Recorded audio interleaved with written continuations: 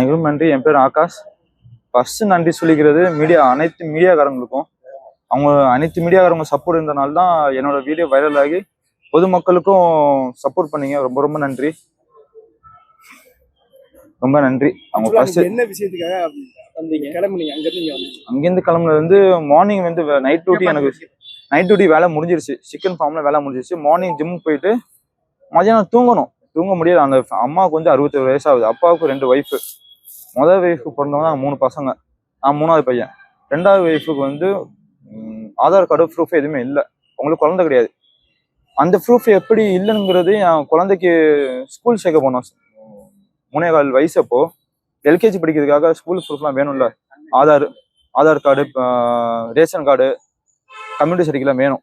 அப்போ வந்து ரேஷன் கார்டில் சேர்க்க போறப்ப தான் தெரியுது எங்கள் அம்மா பேர் இல்லைங்கிறது. அம்மா பேர் 2வது பேர் இந்திரா.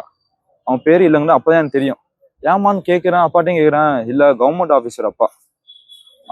அது வரையும் ஒரு ஒய்ஃப் தான் வச்சுக்கணும், 2வது ஒய்ஃப் வச்சுருந்தா வேலை போயிடும் அப்படின்னு சொல்லி வச்சுட்டாங்க.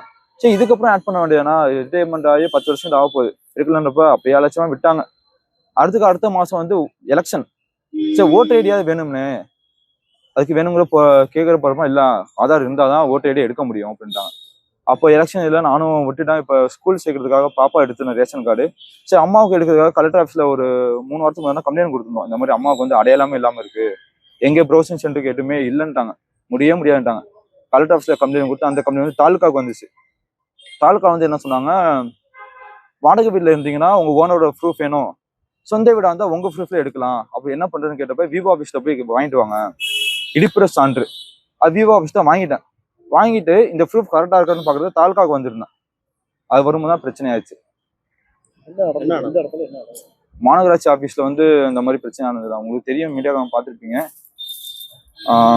அதான் ஃபர்ஸ்ட் ஒரு 2 பசங்க, சின்ன பசங்க வந்து இல்லை, அந்த கட்சி எதுவும் எனக்கு அந்த கட்சியை பற்றி எல்லாம் எதுவும் தெரியாது எனக்கு. அது தப்பு வந்து அந்த கட்சிக்காரவங்க தான். கட்சிக்காரங்க 2 பசங்க வந்து ரெக்வஸ்டா கேட்டேன், அந்த தம்பி அவசரமா வேலை இருக்கு கிட்டப்ப. அந்த 2 பசங்க எந்திரிச்சாங்க. அது பக்கத்துல வந்து ஒயிட் கலர் ஷர்ட் போட்டிருந்தாரு.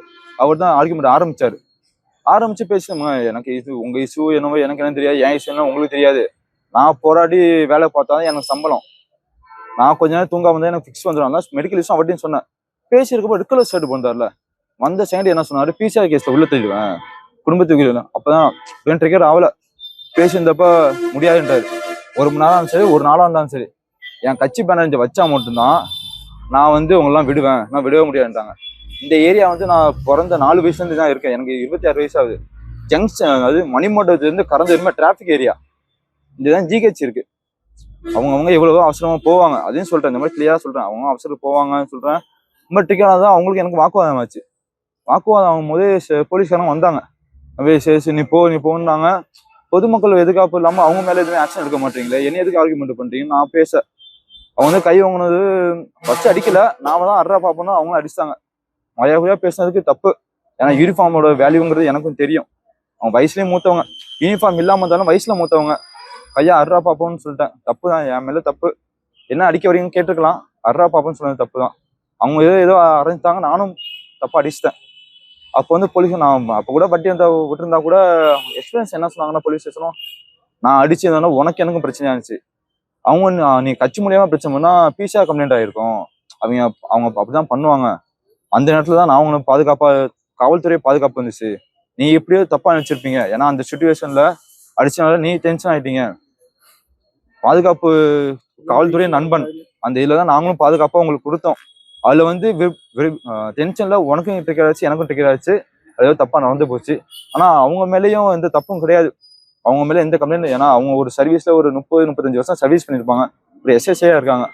அவங்க வந்து இதுக்கப்புறமும் அவங்க மேல எதுவும் பேச வேணாம். அவங்களும் நல்ல மரியாதையா. இல்ல, எந்த அடிப்படையில் உங்களுக்கு பெயில் கொடுத்தாங்க? நான் என்னன்னு தெரியலங்க, எனக்கு எதுவுமே தெரியாது. நான் ஜெயில் அவங்க வந்து வக்கீல் என்ன சொல்றாங்க, ரிமாண்டு அது போகும்போது அப்ப நான் போறப்ப பேசியிருந்தப்பதான் என்ன எதுக்காக போறாருன்னு அப்பதான் விசாரிச்சிருந்தேன். ஸ்டேஷனே சொன்னாங்க. கேக்குறப்ப அவங்களுக்கு வந்து பர்த்டே, அன்னைக்கு அந்த கட்சி தலைவர் பர்த்டே. இல்ல நீங்க ஜெயில இருந்து உங்களுக்கு பிணை கொடுத்துருக்காங்கல்ல, எந்த அடிப்படையில உங்களுக்கு ஜாமீன் கொடுத்தாங்க? அது என்னன்னு எனக்கு எதுவுமே தெரியாது. எனக்கு என் வக்கீல் அவங்கள்ட்ட தான் கேட்கணும். வக்கீல் கேட்டீங்களா எப்படி அவங்க என்ன சொல்லிட்டாங்கன்னா, இதை வந்து நீ பலப்பட்டு ஏற்கனவே உனக்கு மெடிக்கல் இஷ்யூ இருக்கு, நாமளும் ஏதாவது ட்ரிகர் ஆனாலே அதே யோசிச்சுட்டு இப்போ தூக்கம் வராது, ஃபிக்ஸ் வந்துடும், எதுவுமே யோசிக்காம வீட்டில் கொஞ்ச நேரம் ரெஸ்ட் எடு, 1 வாரமோ 2 வாரமோ ஃபிக்ஸ் வராமல் இருந்து ஒரு ரெக்கவரி ஆகட்டும், டேப்லெட் எடுத்து ரெஸ்ட் எடுத்து தூங்கு, வேலைக்கு விட இப்போதைக்கு போக வேணாம், மேலே ஏதாவது ரிக்கவர் ஆகுதுன்னா வேலைக்கு போக வேணாம், நான் அப்புறமா உங்களுக்கு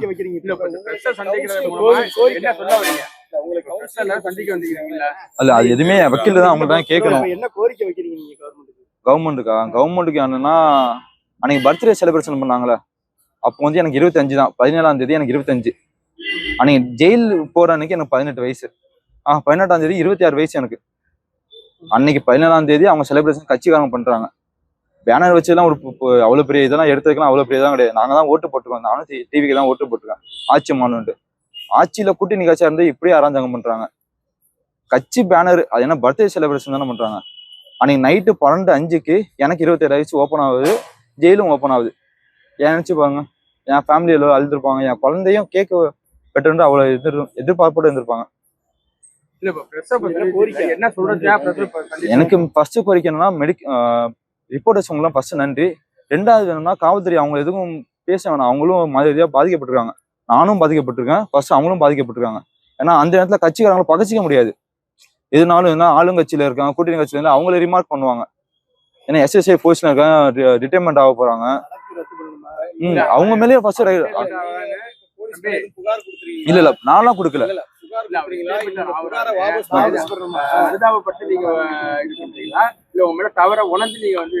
என் மேலேயும் தவறு இருக்கு, அவங்களையும் தவறு இருக்கு. ஏன்னா யூனிஃபார்ம் சர்வீஸ்ல இருக்கவங்க டக்குனு கை வைக்க கூடாது.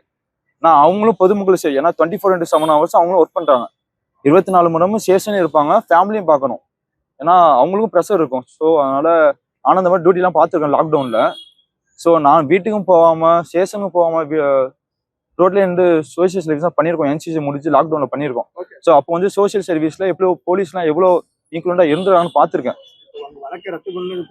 ஆமா, வழக்கு ரத்து பண்ணணும், என் மேலேயும் வழக்கு ரத்து பண்ணணும், போலீஸ் ரிமார்க்கு அவங்களும் பொதுமக்களும் எடுத்துக்கணும், மைண்டை வந்து இப்பதான் இருக்காங்க போலீஸ்காரங்களும் அந்த ரிமார்க் எடுத்துருங்க. என் மேலேயும் சோசியல் சர்வீஸ் நிறைய பேர் போலீஸ்லாம் பண்ணியிருக்காங்க.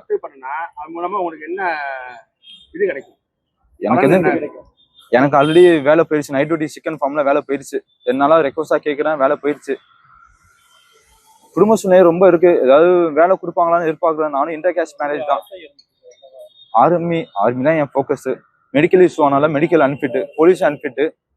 ஸோ இப்போ வந்து வேலை கிடைச்சா எனக்கு நல்லா இருக்கும், ஏன்னா இன்டர் கேஸ்ட் மேரேஜ், நாங்கள் குடும்ப ரீதியாகவும் எங்கள் அப்பா ஒதுக்கிட்டாங்க, முஸ்லீம் மதத்தை சேர்ந்தனால ஒதுக்கிட்டாங்க. முழுசா என்ன பண்ணிட்டாங்க, என் பொண்ணுக்கும் முஸ்லீம் மதத்தை சேர்ந்த கம்யூனிட்டி இருக்குன்னா அது ஃபுல்லா ஒதுக்கிட்டாங்க. இப்போ என்கிட்ட பேசவே கிடையாது எங்க அப்பா. இப்போ ஜெயிலுக்கு போறப்ப கூட எதிர்பார்த்தேன். என் பேர் தான், நான் இந்துல தான் இருக்கேன். ஒய்ஃப் வந்து முஸ்லீம்னால இந்துல கேஸ்ட் கொஞ்சம் தாழ்ந்தவங்க தான், நான் அடிப்பானுக்கி இருக்கேன். அதனால என் பொண்ணு இந்த மாதிரி கஷ்டப்படக்கூடாதுன்னு சொல்றதுக்காக என் பொண்ணுக்கு வந்து முஸ்லீம் மதத்தை சேர்ந்தது அப்படியே எடுத்திருக்கேன். அவங்க ஃபியூச்சர் நல்லா இருக்கட்டும். வழக்கு என் வழக்கு ரத்தம் பண்ணுங்க, அப்துல் ரஹீம் SSI அவங்க பேர் உள்ள வழக்கையும் ரத்து பண்ணுங்க, என் வேண்டுகோள் தான்.